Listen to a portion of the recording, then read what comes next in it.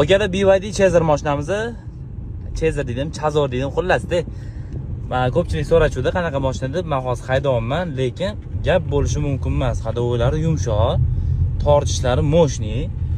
Men nazarimda puliga stoyshi mashina, puliga arziydi 100%.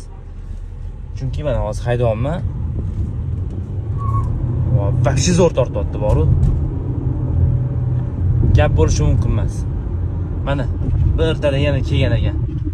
Konteynerlarda turibdi. Mana bir tala rosa ko'p talab ko'p bo'layotgan ekan bu mashinaga. Mana hozir o'zimiz ham yuribmiz. Menga yoqdi. Puliga stoyshi mashina deb bildim. Hozir mana konteynerlar sovichlari zo'r. Adashmasam 60 gacha tokda yurib, bu yog'iga benzinga o'tib ketadigan mashina.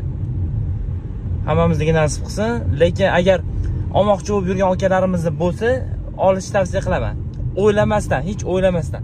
Chunki hech qanaqa salonda ortiqcha ovoz yo'q, hadovoylari juda ham yumshoq.